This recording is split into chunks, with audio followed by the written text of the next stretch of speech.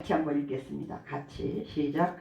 그들이 예루살렘에 가까이 가서 감람산 벳바게에 이르렀을 때에 예수께서 두 제자를 보내시며 이르시되 너희는 맞은편 마을로 가라. 그리하면 곧 매인 나귀와 나귀 새끼가 함께 있는 것을 보리니 풀어 내게로 끌고 오라. 만일 누가 무슨 말을 하거든 주가 쓰시겠다 하라. 그리하면 즉시 보내리라 하시니 이는 선지자를 통하여 하신 말씀을 이루려 하심이라. 일렀으되 시온 딸에게 이르기를 내 왕이 내게 임하나니 그는 겸손하여 나귀 곧 멍에 매는 짐승의 새끼를 탔도다 하라 하였느니라. 제자들이 가서 예수께서 명하신 대로 하여 나귀와 나귀 새끼를 끌고 와서 자기들의 겉옷을 그 위에 얹음에 예수께서 그 위에 타시니 무리의 대다수는 그들의 겉옷을 길에 펴고 다른 이들은 나뭇가지를 베어 길에 펴고 앞에서 가고 뒤에서 따르는 무리가 소리 높여 이르되 호산나 다윗의 자손이여 찬송하리로다. 주의 이름으로 오시는 이여 가장 높은 곳에서 호산나 하더라.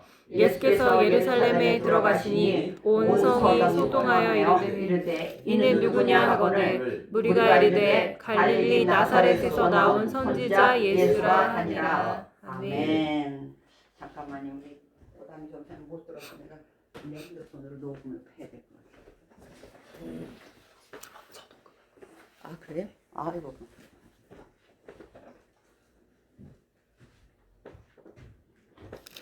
우리 한번 보겠습니다. 마태복음 지난주에 우리가 했었어요. 지난주에 했었죠. 뭐를 했었냐면 마태가 어떤 사람인지 마태가 직업은 세리요. 세관은 오늘날로 하면 환영받는 공무원입니다. 그죠? 그러나 당시에는 굉장히 불편한 직업이었어요. 왜냐하면 로마의 식민 통치를 받고 있기 때문에 세금을 걷어다가 내 동포의 돈을 걷어다가 누구한테 줘야 되냐면 로마에다 바쳐야 되는 거예요.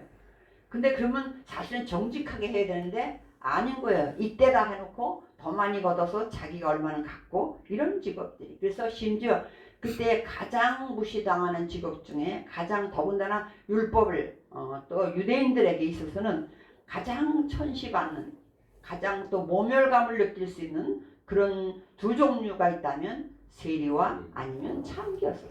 그렇게 민족을 팔아먹는 것 같은 그런 거죠. 근데 오늘은 제가 이제 제목을 우리는 보통 종려주의 그래요. 그죠? 그러면 종려주의라는 것은 여기는 안 나와 있는데 이 사건이 누가복음에도 마가복음에도 요한복음에도 있는데 요한복음에서 나무를 종려나무라는 이름을 썼어요. 요한이 맨 마지막에 썼겠죠. 어쨌든 그리고 가장 오래 살았고 또 가장 지근거리에서 예수님을 모셨던. 근데 그래서 사람들이 훗날 우리가 이제 결정하기를 종려주일이다. 종려나무를 뺐다. 정작 주인공 아니면 종려주일이면 종려만 머릿속에 오잖아요. 근데 실제로 그날은 오늘 우리가 이제 예수님이 보통 3년 반 정도를 사셨다 그래요. 우리가 그죠? 보통 3년 아니면 3년 6개월 정도를 이 땅에 사는 그게 아니라 공생애를 그렇게 하셨다. 그런데 그 공생애가 1년인지 2년인지 3년인지를 어떻게 기준 잡았냐면 요한복음에서 6월절만 되면 예루살렘에 오셔요. 그 몇 번 오셨나? 또 안 오셨을 때는 안 온 게 기록이 돼. 안 왔다 이렇게 기록되는 게 아니라 그쯤인데 어디에서 무슨 사역, 오병이어의 기적을 일으킨 사건이 있거든요. 그때는 안 오셨어. 그래서 그런 걸 이렇게 추적해 보니까 3년 반 정도 사셨구나. 그리고 30세에 공생이 시작했다 이런 게 아니라 30세쯤이라는 표현이 또 나와요. 그러니까 우리가 쉽게 그냥 30세 공생이 시작하셔서 한 3년 반 하시고 돌아가셨었구나 이렇게 생각을 했어요. 근데 일단 예루살렘에 들어오는 오늘 장면을 왜 이걸 잡았냐면 이제 예루살렘으로 그동안은 절기 때문에 잠깐 왔다 가고 안 오실 때도 있었고 그런데 요번엔 또 6월절 절기에 맞춰서 와요. 우리가 절기 지난번에 했습니다만 절기가 뭐냐면 예수님의 생애와 절기가 같다 그랬잖아요. 근데 그 중에서 6월절에 이제 예수님이 돌아가시기 위해서 오는데 돌아가시는 게 예루살렘에서 돌아가셔야 돼. 태어나기는 베들레헴에서 태어나야 되고 그러나 나사렛 예수라고 하는 것은 거기서 태어나진 않았지만 나사렛에서 자라셨고 이런 게 있죠. 근데 이제 예루살렘에 가까이 왔다면 이제 예루살렘 오시는 건 뭐냐면 돌아가시기 위해서 마지막 오는 거예요. 갈릴리에서 사역을 한 3년 하시다가 6개월을 앞두고 갈릴리를 떠나요. 근데 그 갈릴리 근처에 있는 가이사랴 빌립보 그 위로 올라갈 때 제자들 우리가 잘 아는 것처럼 그 가이사랴 빌립보에는 로마 신이나 아주 신전들이 많은 곳이에요. 예수님이 제자들을 그곳으로 데리고 가서 일부러 거기 이제 신전이 쭉 있으면 예를 들어서 김일성이 동상 앞에 데리고 가서 누가 신이라고 너희들은 나를 누구라고 하냐 그러면 신은 여기 있어요. 그죠? 김일성이 신이야. 근데 그 앞에서 어디 내가 모시고 간 선생님이 신이라고 할 사람은 거의 없겠죠. 그리고 그 앞에 가서 제자들이 어떻게 고백을 하나 들어요. 너희들은 나를 누구라 생각하냐. 지금 신전들이 쭉 있는데 앞에 와서. 그 신이라고 하기 참 어려운데 놀랍게도 베드로가 신앙 고백하죠. 주는 그리스도시요 살아계신 하나님의 아들이다. 하나님이라는 고백을 해요. 그러니까 네 고백 위에 내가 교회를 세우리라 이런 얘기를 하시죠.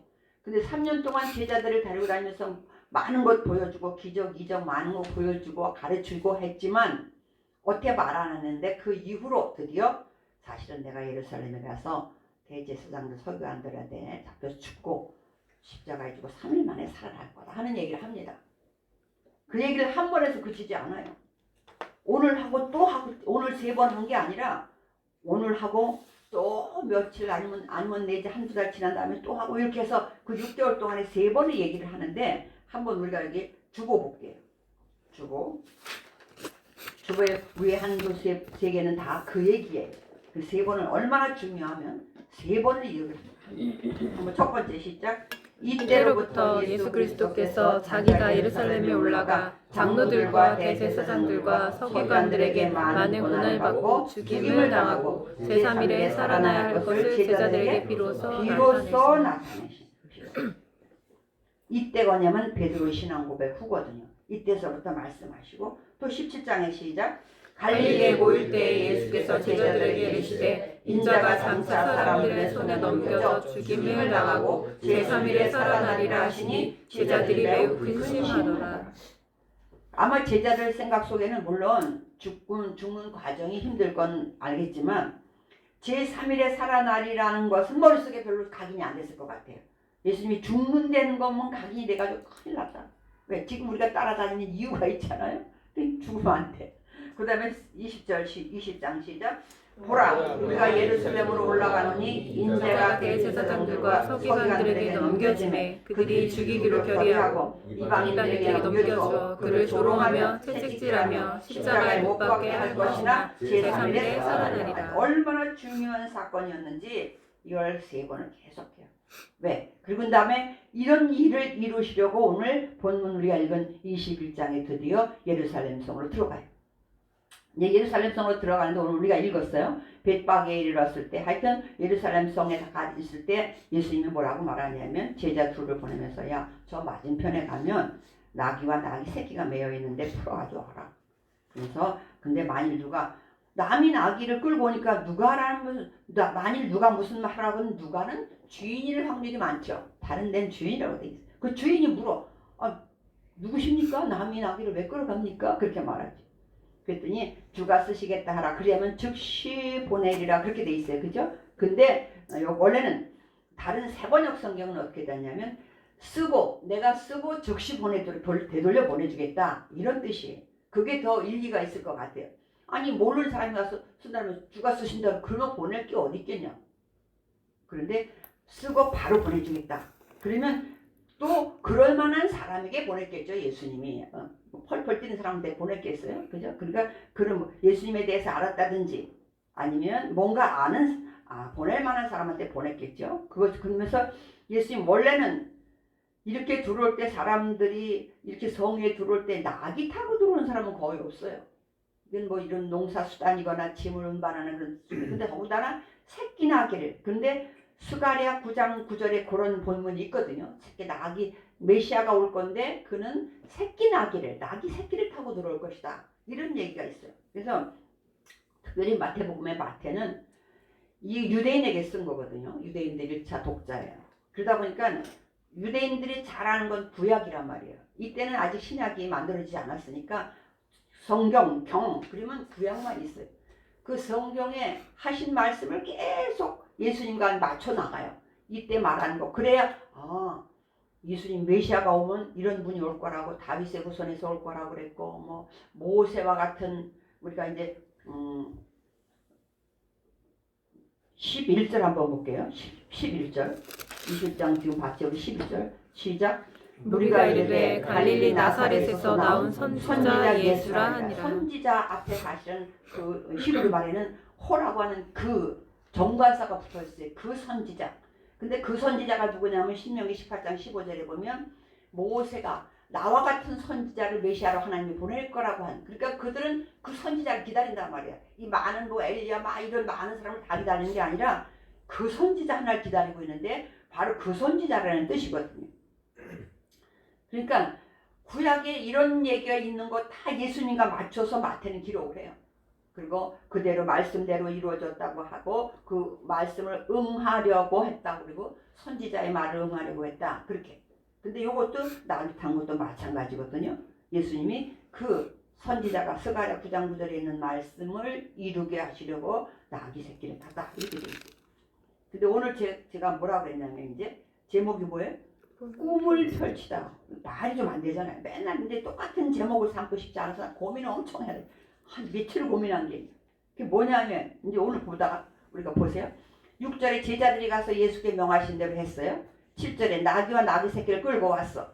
근데 일단 두 제자가 가서 끌고 오면서 자기들의 겉옷을 그 위에 나귀 위에 얹어서 예수님의 안장, 새끼 나귀는 아직 안장이 안 돼 있겠죠.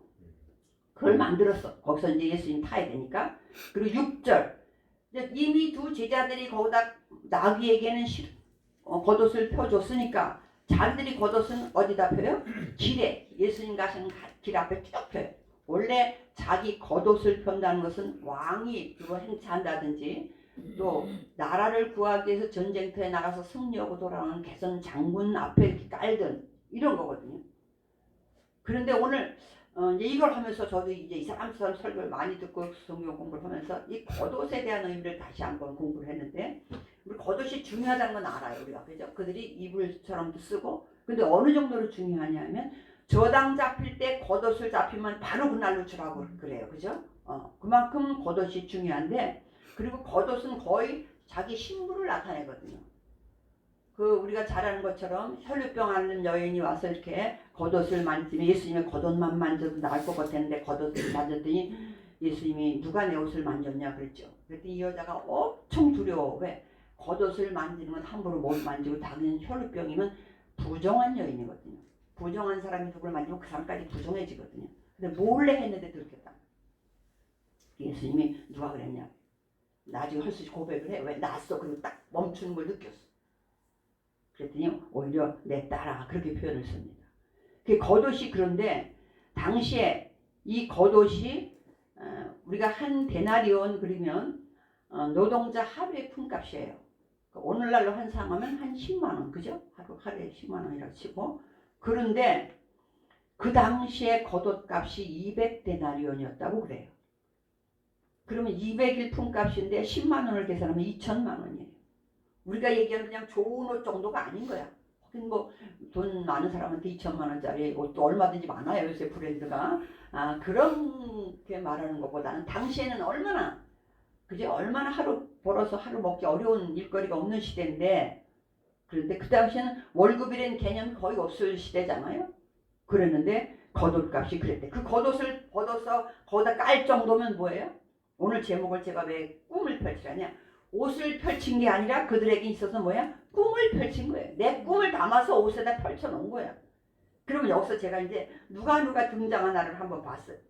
그랬더니 오늘 이제 예수님은 지금 이 예루살렘에 들어와가지고 그 다음에 이제 오늘날로 말하면 주일날이에요. 일요일. 당시에는 주일이라는 개념 없었죠. 일요일이라고도 안 해요. 뭐라 그래? 안식 후 첫날. 모든 기준이 안식 후 둘째 날, 안식 후 셋째 날. 안식 후 첫날, 안식일 전날 이렇게 돼 있어요. 근데 오늘날 우리가 이제 해석을 하니까 일요일날, 주일날 지금 예루살렘 성에 들어오는 거예요. 들어오시면서 이제 그 다음에 우리가 안 읽었지만 12절에서부터는 성전에서 그들은 합법적으로 하는 거예요. 그리고 그것은 전매 사업이야. 나라에서 인정한 전매. 옛날에 오늘날 전매 사업은 뭐냐면 담배 같은 게 전매 사업이잖아요. 그런 전매사업이야. 그렇기 때문에 엄청 돈을 벌을 수 있어요. 그래서 대개는 누구냐? 대제사장 가문들 이래. 그러니까 터놓고 아주 그냥 허가난 도둑님들이야. 그런 자리거든요. 근데 성전에 그래서 돈 바꾸는 거 뭐 재물 파는 거 이런 거 하는데 그걸 뒤집어 버렸어요. 그래서 성전은 기도하는 데잖아요 원래. 그러면서 기도하는 집인데 너희들이 강도다. 강도의 굴을 만들었다고 뒤집어 버렸어. 그러면 그때 이름도 없는 시골에 그 나사렛에서 살던 목수의 아들 예수님인데 그렇게 하고 나면 가만두겠어요? 금방 잡히죠. 경원들이 얼마나 많겠어요. 금방 잡히죠. 근데 그러고 나면 예수님이 그 자리에서 뭐를 해주냐면 14절 한번 볼게요. 그 뒤집어엎고 나서 14절 시작. 맹인과 저는 자들이 성전에서 예수께 나오매 고쳐주시니. 기적을 엄청난 기적을 베푸니까 어머나 잡아다가 어떻게 가르고. 그러니까 나중에 논쟁에 나와요. 네가 뭔 자격으로 이런 거 하냐. 막 그런 게 나와요. 그러면 예를 들어서 기적 하나 베풀었으면 봐라 나 이런 사람이다. 그럴 거 아니야. 나 이래. 그러니 어떻게 함부로도 못해. 왜? 일반인들이 하지 못하는 일들을 하자. 그것이 예수님의 모습이야. 그리고 이제 예수님과 막 논쟁을 해요. 왜 안식일을 그렇게 하느냐, 왜 안식일에 일을 하느냐. 원래는 우리가 알고 있는 614가지 율법이라 하잖아요. 당시에는 장로의 유전 뭐 이런 게 생겨가지고 유대인의 문헌에 보면 20만 가지의 법을 만들었다는 거예요. 예수님이 왜 유대인들한테 수고하고 무거운 짐 자들아 다 내게로 오라 할 때 뭐 살기 힘들어서 그런 게 아니라 율법이 하도 무거워. 율법이 조항이 너무너무 많아서 무거워서 그걸 이제 밑에서 그럼 예수님이 나중에 그걸 해결하시잖아요.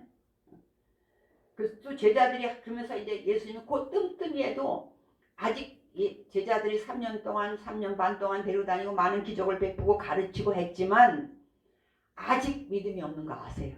그래서 마지막까지도 막 가르쳐. 마지막까지 급하게 가르치는 게 뭐냐면 천국에 대한 얘기인데 많이 하시죠. 천국은 마치 천국은 진주 뭐 이런 얘기를 하셔. 그리고 막 준비해라. 준비 막 마태복음 25장에 뭐 열처녀 비우면 드라크마 이런 거죠. 양과 염소 이런 얘기. 네, 끝까지 견뎌야 된다, 참아야 된다, 뭐 이런 믿음에 대한 얘기, 천국에 대한 기도 얘기 이런 걸 해요. 그리고 드디어 목요일 날 생애 가장 중요한 마지막 만찬을 해요. 우리가 다음 주일에 이제 성찬식 할 건데 성찬이 그때 당시는 그런 성찬이 아니죠. 같이 저녁 한 끼를 같이 먹으면서 거기서 이제 마지막 하고 싶은 얘기를 쭉 하시고 이 중에 하나가 나를 팔리라 이런 말까지 하시고 뭔 소린가 해가지고 서로 너냐 나냐. 우리가 요한복음에는 베드로가 요한이 예수님 옆에 있었던 것 같아요. 베드로가 머리짓 하는 게 나와. 예를 들어서 누군지 알아보라고 할 때 이게 나는 요만치 있어. 요한은 거기 있어. 예수님 옆에 앉아 있어. 그러니까 요한을 보고 우리 그러잖아요. 누군지 알아봐. 그런 것까지 요한은 나와 있어요.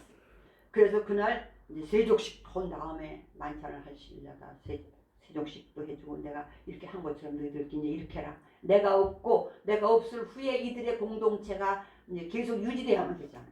그래서 예수님이 하고 싶은 얘기가 너무 많은 거예요. 근데 거기가 어디냐면 마가의 다락방이에요. 그래서 우리는 그걸 다락방 강화 그래요. 다락방에서 말씀해 주시는 그런 다락방 강화. 그렇게 해.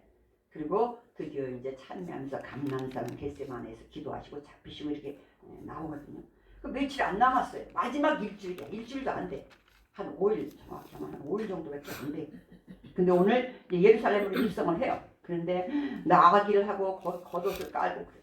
근데 여기서 나오는 이제 인물들 등장인물을 보니까 천대 예수님이 있지요. 그 제자들 있지요. 그다음에 따라다니는 무리들 있죠.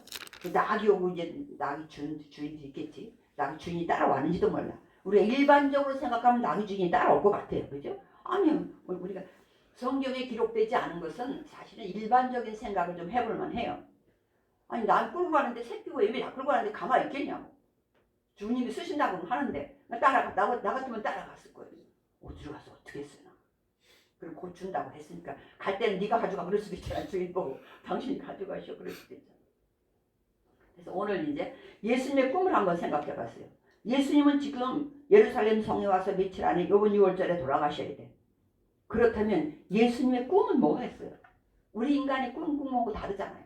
하나님이 이 땅에 보내신 이후 다윗의 왕으로 왔지만 그가 해야 될 일은 대신 죽어야 되는 속죄양으로 오셨잖아. 그러면 지금 나 그냥 하나님의 아들이니까 못으로 암을 찔러도 안 아파 이렇지는 않을 거 아니에요. 애들이 생각할 때 우리 엄마는 뭐 안 아픈 줄 알았다 그러고 그전 나이 먹은 사람들이 글을 쓰면 그거 쓰잖아요. 우리 엄마는 뭐 가시만 좋아하는 줄 알아 생선 가시만 좋아하는 줄 알았습니다. 우리 엄마는 아프지도 않은 줄 알았습니다. 뭐 이렇게 쭉 쓰잖아. 그냥 뭐 보통은 그냥 자식들한테만 참이고 뭐라면 아우 나 괜찮아 그러니까 정말로 괜찮은 줄 아는 거잖아. 그랬는데 예수님이 지금 오는데 제자들이 막 겉옷을 깔 때 이 제자들의 꿈은 어땠겠어요? 우리가 한번 볼게요. 제자들 꿈 20장 20절 한번 볼게요. 그 앞이에요 바로. 20절서부터 이제 20절 바로 앞이죠. 21장이었어요. 20장 20절 시작. 그때 세베대의 아들의 어머니가 그 아들들을 데리고 예수께 와서 절하며 무엇을 구하니 예수께서 이르시되 무엇을 원하느냐 이르되 나의 이 두 아들을 주의 나라에서 하나로 하나는 주의 좌편에 앉게 하옵소서. 아 이제 드디어 때가 왔다. 그때가 왔어. 무슨 때? 우리가 해방받을 때가 온 것 같아. 이제 역전돼서 반전이 돼서 우리가 로마를 오히려 다스리고 전 세계를 다스리고 다윗 때처럼 강대국이 돼서 알아서 다윗 때는 이웃 나라들이 알아서 겪거든요. 알아서 뭐 해주고 히람 같은 사람들이 알아서 궁전 지어주고 이랬단 말이에요. 그럴 때가 왔다. 그러면 그때 뭐예요? 아이고 세베대 아들도 어머니가 참 욕심이 많아. 야고보 요한의 어머니거든요. 어머니까지 대동을 했어. 어머니가 와가지고 우리 예수님 구할 게 있습니다. 무엇인가요? 이제 때가 됐잖아요. 조금 있으면 예루살렘 지금 가는 길이거든요. 가는 길을 목에서 만나는 거예요. 우선 우리 아들을 하나는 뭐 이렇게 둘을 지켜달래. 그러면 다른 열자 제자들이 지금 듣고 있어요. 한번 봅시다. 그랬더니 예수께서 22절부터 시작. 예수께서 대답하여 이르시되 너희는 너희가 구하는 것을 알지 못하는도다. 내가 마시려는 잔을 너희가 마실 수 있느냐? 그들이 말하되 할 수 있나이다. 나 지금 십자가에 죽으러 간다. 너희도 그럴 수 있냐? 또 알지도 못하고 할 수 있습니다. 또 이래. 그 다음 23절 시작. 이르시되 너희가 과연 내 잔을 마시려니와 내 좌우편에 앉는 것은 내가 주는 것이 아니라 내 아버지께서 누구를 위하여 예비하셨든지 그들이 얻을 것이니라. 뭐냐면 십자가로 죽지는 않지만 어쨌든 순교하고 막 이럴 일을 하겠다고 하니까 그래 나중엔 하게 될 건 아셔. 지금은 못하지만 성령 받고 이제 하잖아요. 근데 이제 중요한 건 24절 시작. 열 제자가 듣고 그 두 형제에 대하여 분이 여기고 열받았어. 아니 저희 둘만 하겠다는 거야 지금 다 똑같이 쫓아다녔는데 얼마나 화가 나요. 지금 제자들은 지금 이런 거 하고 있는 거예요 막. 그랬더니 26절 시작. 너희 중에는 그렇지 않아야 하나니 너희 중에 누구든지 크고자 하는 자는 너희를 섬기는 자가 되고 너희 중에 누구든지 으뜸이 되고자 하는 자는 너희의 종이 되어야 하리라. 오늘날 민주주의가 이런 거죠. 사실은 제대로만 한다면 이거죠. 지도자들 대통령뿐만 아니라 모든 것의 지도자들은 오히려 국민을 섬기는 사람이 돼야 되는 거죠. 근데 그렇지 못해서 문제가 사랑과 겸손으로 섬겨야 된다. 이걸 얘기해요. 그러면서 이제 28절 한번 볼게요. 시작. 인자가 온 것은 섬김을 받으려 함이 아니라 도리어 섬기려 하고 자기 목숨을 많은 사람의 대속물로 주려 함이니라. 섬기는 건 좋아요. 오늘날 우리도 섬기는 사람 많아요. 특별히 뭐 우리 그리스도인들 중에 많아. 막 물질로 섬기는 사람 가장 많고 또 재능으로 가서 집도 지어주고 뭐 어려운 사람들 못돼 섬겨주고 뭐 그런 거 많아. 근데 마지막까지 자기 목숨까지도 내줄 수 있는 사람이 과연 얼마나 있겠어요? 목숨은 못 주기 어려워. 왜? 가족끼리도 누가 아픈데 신장 떼야 돼. 얼마나 힘들어요. 무슨 어디 장난으로 뛰는 게 아니잖아. 얼마나 힘들어. 사실 목숨을 장기 하나 주는 것도 엄청 힘든 겁니다. 살아서 주는 건 엄청 힘든 거예요. 마지막 죽은 이후에 장기 기증은 좀 할 수 있지만 살아있는 동안에 그걸 해준다는 건 엄청 힘든 거예요. 가족에게도 주기가 굉장히 어려운 거란 말이에요. 그런데 예수님 뭐냐면 예수는 대속물로 죽여 왔다. 예수님은 죽으러 왔어. 지금 근데 죽은 날짜가 며칠 안 남았어. 예루살렘으로 들어가고 있어요. 근데 제자들이 뭐라 그래요? 이런 걸로 싸우고 있는 거야. 야 이제 때가 됐어. 그때 예수님 마음이 어땠겠어요? 예수님의 꿈은 이제 하나님의 꿈을 이루어야 된다. 내가 정말 어렵더라도 이걸 기도로 정말 하나님의 도움을 좀 마지막 겟세마네에서 땀방울이 핏방울 되도록 기도하잖아요. 얼마나 힘든 과정을 거쳐야만 되기 때문에 그런데 제자들은 야 지금 신났어. 그래서 제자들의 꿈은 뭐예요? 내가 국무총리 해야지. 내가 부통령 해야지. 이런 꿈이에요. 꿈이 제각기 달라. 우리 동상이몽이라는 뭐 TV에서 뭐 하잖아요. 같이 잠을 자고 있지만 꿈이 서로 달라. 서로 사기치려고 하는지도 몰라요. 같이 자고 있지만 서로 사기치려고. 우리가 잘 아는 것처럼 김재규 뭐냐 각하 안녕하십니까? 박정희 대통령이 좋아서 그러지 하는 순간 총으로 쏴 죽여버렸어. 몰라요 사람 속. 근데 예수님의 꿈은 지금 순환과 죽음과 부활을 앞에 놓고 있기 때문에 엄청 힘들어. 근데 그동안 3년 반 동안 같이 먹고 자고 따라다녔던 제자들이 기껏 하는 게 예수님 때문에 나도 뭐 하나 잡아보려고. 정 못하면 도지사라도 해야 돼. 이러고 있어요. 그때 그 예수님의 모습이 얼마나 외로웠겠냐 그 말이에요. 어떤 분이 그러더라고요. 이건 아닌데 근데 누구 찬양을 누가 이제 지은 거 들었다고 하는데 아직 그 찬송가에 안 들어왔다고 하면서 그때 자기가 그 소리를 듣고 예수님의 그 모습을 외로운 모습을 생각하고 나는 목사님이에요. 나는 예수님을 외롭게 하지 말아야 되겠다. 그랬다고 그러더라고요. 그래서 그 이후에 무슨 일이 있으면 늘 그걸 마음에 새긴대요. 내가 지금 예수님을 외롭게 하고 있는 건 아닐까 하는 생각. 지도자일수록 외로움이 많아요. 외로울 수밖에 없어요. 혼자 감당해야 될 많은 일들이 있으니까 이 예수님의 꿈은 정말로 우리 모두를 위한 꿈을 꾸기 때문에 정말로 외로운 길을 가고 있어요. 그 제자들의 꿈은 뭐예요? 자기들끼리도 분이 여기는 꿈이야. 막 다투고. 왜? 그들이 원하는 건 메시아 다윗의 후손, 그러면 다윗이 와서 왕권을 가져오는 그건 줄만 알았어요. 다윗의 후손에서 온다는 생각도 안 했고, 그리고 하나님은 사무엘하 7장에 보면 다윗과 약속할 때 성도 네 자손에게서 성전을 지은다고 했었거든요. 사실 핵심은 그거예요. 자식에게 준 축복의 핵심은 성전을 짓는 거예요. 근데 오늘날 우리가 성전이잖아요. 예수님이 오셔서 그 성전을 짓게 하는 거거든요. 교회 공동체, 우리 한 사람 한 사람. 그것을 그 후손이 와서 해야 돼. 근데 그들은 다윗이 오면 정치적으로 막 세계 강대국을 만드는 왕이 올 줄 알았다. 그래서 막 옷장 그 비싼 옷도 안 아까워. 막 깔았어. 그 다음에 이제 본문으로 들어와서 21장 8절 볼게요. 시작. 무리의 대다수는 그들의 겉옷을 길에 펴고 다른 이들은 나뭇가지를 베어 길에 펴고. 나뭇가지 우리가 얘기하는 종려나무. 종려나무는 그 나무의 뜻은 뭐 승리라고 하지만 유대인들에게 그 종려나무는 독립을 의미한다고 그래요. 우리가 막 3.1절 그럴 때 우리는 뭐나 가지고 나가서 흔들어요? 태극기의 의미야 말하자면. 우리는 막 태극기 들고 막 하잖아요. 태극기 부대. 태극기 부대. 우리 나라를 위하는 독립, 우리 그런 것을 의미하는 게 우리는 태극기야. 그들은 뭘 가지고 있냐면 종려나무가 승리의, 물론 승리가 같은 의미이긴 하지만 특별히 그들은 독립이 소원이야. 수백 년 동안 바벨론 포로 이후에 계속 나라만 바뀌었지 자기들은 독립을 못했어요. 잠깐 하스본 왕에서 잠깐 하긴 했지만 지금도 여전히 로마의 식민지예요. 그러니 얼마나 독립이 그립겠어요. 그래서 그들의 꿈은 뭐야? 우리는 독립. 그래가지고 마음 놓고 살고 싶어.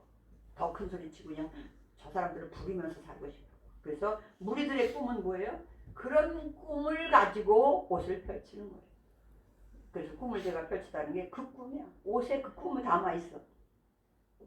그런데 그 꿈이, 그렇다면 자기 꿈이 깨어지면 어떻게 돼요? 이제 사람이 떠나죠. 나중에 이 꿈이 깨어지니까 우리가 이제 우리 주보에 한번 보세요. 주보 옛날에 시작. 빌라도가 이르되 그러면 그리스도라 하는 예수를 내가 어떻게 하랴. 그들이 다 이르되 십자가에 못 박혀야 하겠나이다. 군중들이 자기들의 꿈에 맞지 않는, 기대에 맞지 않는 일이 벌어지니까 뭐라 그래? 지금 5일도 안 됐어요. 응? 일요일날 그런 일이 생겼는데 지금 금요일날 돌아가시잖아. 십자가에 못 박으래. 빌라도는 어떻게 달았는지 살려줄, 그럴 때면 특사 하나가 있단 말이에요. 오늘날 우리날도 광복절인데 특사가 하나 있잖아요. 특사가 있잖아요. 하나가 아니라 특사가. 그래서 그 나라는 한 사람을 살려주는 게 있어. 아무리 큰 죄를 져도. 그 강도가 강도지만 우리가 말하는 강도가 아니고 사실은 유대인들이 볼 땐 독립운동가예요. 독립운동가라고 써놓으면 로마에서 가만두겠냐고. 그 글 쓴 사람. 당시엔 강도, 도둑질하는 강도가 아니라 독립운동하다가 잡힌 이런 사람들을 우리 그리스도인들이 쓸 때는 또 아니면 요세푸스 이런 사람들 쓸 때 그 강도라고 씁니다. 그걸 보존하기 위해서.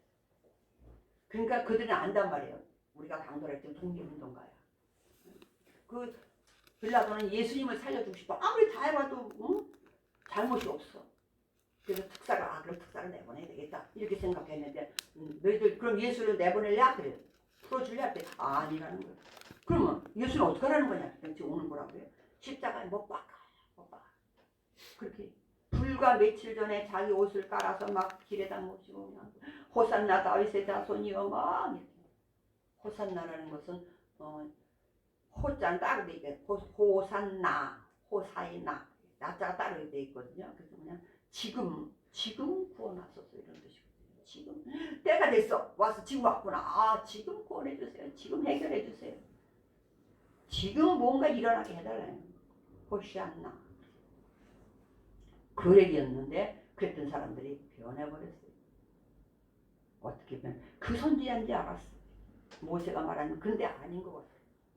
여기서 오늘 우리가 본문에 읽은 그 자리에서는 그 사람 맞잖아요. 사람들이 뭐라고 하냐면 10절에 예수께서 예루살렘에 들어가니 뭐야 또 온 성이 소동해. 이게 뭔 일이냐. 사실은 그때가 예루살렘에는 한 10만 명 정도의 인구가 살았다고 그래요. 그런데 절기 때 되면 한 200만 명이 모인다는 거예요. 왜? 전 세계에 흩어져 있는 디아스포라들이 다 돌아오고 다 오고. 그리고 그들이 그들 문화 속에서 그들 와서 그냥 한 달 정도씩 견디면서 거기서 숙소도 하고 그러니까만 오늘날로 말하면 장사가 잘 되겠죠. 근데 그들은 붙어서 살면서 사실은 자기들이 버는 것 1년에 한 번 오면서 아니 3번 오게 돼 있잖아요. 원래는 한 번밖에 못 오는 사람도 있잖아. 그럼 와서 11조를 다 갖다 바치는 거고 그리고 와서 다시 10분의 1 정도를 쓸 수 있대요. 와서 먹고 자고 뭐 해야 되니까 그렇게 해서 예루살렘을 살려내는 거예요. 그렇게 자기 나라를 살리려고 애쓰는데 근데 그 안에 대제사장 이런 사람들은 오히려 타락한 거예요. 자기 욕심들만 부리고. 근데 그들은 룰루랄라 하고 있었는데 소동이 나고 난리가 났어. 막 호사서 소리 지르고 뭔 일인가 가보니까 사람들이 그래서 뭐냐 왜 그러냐 그래서 물었어. 그랬더니 무리가 이르되 그들이 말해 갈릴리 나사렛에서 나온 선지자 예수래요. 낙이 타고 오는 거예요. 만약에 그 예수님이 말 타고 그리고 들어왔다면 살았을까 못 살았을까?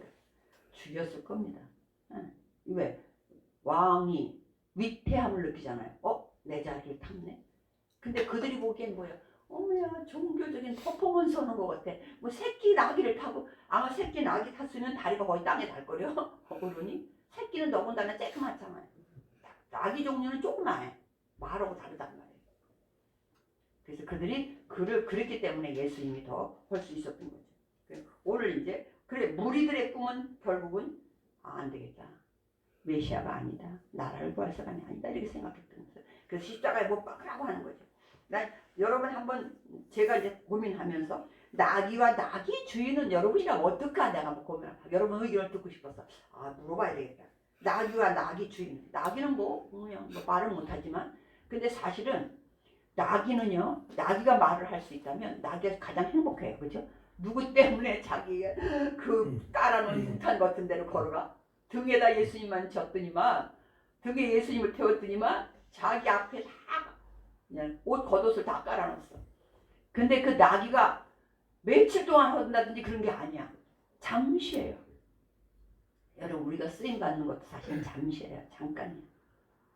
왜 이러지 마셔. 잠깐 건강할 동안에 잠깐 젊을 동안에 잠깐 힘 있는 동안에 그때 그리고 계속 그 골고다 올라가는 데까지 낙이 타지 않았어요. 거기서만 잠깐. 낙이는 엄청난 여기가 성경에다까지 기록이 돼 있어. 낙이 이름도 있었으면 좀 뻔해서 낙이가 중요한 게 아니니까 중요하지 않은 건 그런 걸 다 자세히 안 해요. 모세가 죽었는데 묘가 어디 있는지 몰라. 그죠? 왜 그래요? 중요하지 않아. 모세가 일한 게 중요하지 모세가 죽은 게 중요하지 않아요. 모세도 기껏 그래봤자 40년 그리고 사용되고 끝나는 거예요. 나귀는 그랬어요. 아마 나귀 주인은 어떤 꿈을 꿨나 모르겠어요. 주님이 쓰신다면 나귀 덕분에 내가 어떻게 되지 않을까. 여러분 우리가 보면 주님을 업으면 등에 업으면 인생이 달라지는 거예요. 나귀도 달라져요. 근데 오히려 뭔가 내가 내 꿈을 잔뜩 가지고 내가 뭐가 하나님 앞에 못 되고 그리고 오늘 이제 한번 그랬어요. 나는 예수님 앞에 과연 어떤 예수님 와서 지금 예수님 앞에 나는 어떤 꿈을 펼칠 수 있는가? 여러분 꿈 한번 얘기해 보세요 하면 나는 어떤 꿈을 꿀까? 제자들 같은 꿈을 꿀 것인가? 나비 같은 꿈을 꿀까? 무리와 같은 꿈을 꿀 것인가? 아니면 적어도 제자들은 나중에 성령 받고는 달라졌어요. 그래서 다 순교했습니다. 그 제자. 요한도 장수했지만 마지막까지 그가 증언해야 될 계시록을 써야 될 일이 있었지만 결국은 순교했어요. 그러니까 하나님 앞에 우리 최악의 고난을 앞에 놓고 예수님이 가는 그 예수님 외롭지 않게 하려면 예수님한테 말을 많이 해야 돼. 그 얘기 기도 많이 하면 돼요. 기도하면 꼭 이렇게만 안 해도 돼요. 거룩한 모습으로 안 해도 돼요. 오며 가면 늘 얘기해요. 하나님 어쩌고저쩌고 오답이 늘 어머 기도하고 찾아진대. 그래 우리도 근데 뭔가 찾을 때 기도보다는 막 찾다가 안 찾아져. 그때 기도하라. 하나님 내가 그때 어디다 뒀는지 도대체 생각이 안 난다. 그럼 또 홀랑하게 또 기가 막히게 찾아져.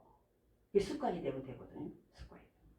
그래서 우리는 주님을 외롭게 하는 사람이 되지 않고 주님을 외롭지 않게 늘 대화하고 그리고 주님 앞에 우리의 꿈이 바른 꿈을 펼칠 수 있는 그래서 이런 제자들이란 무리의 꿈이 아니라 진정 하나님이 기뻐하시는 꿈을 하나님 앞에 펼쳐드릴 수 있는 저와 여러분 되시기를 주님의 이름으로 축원을 드립니다. 기도하겠습니다. 하나님 감사합니다. 오늘 어마어마한 사건을 앞에 놓고 우리 주님 인류의 모든 죄를 해결하시기 위해서 예루살렘으로 들어오실 때 예수님 본인은 잘 아셨습니다.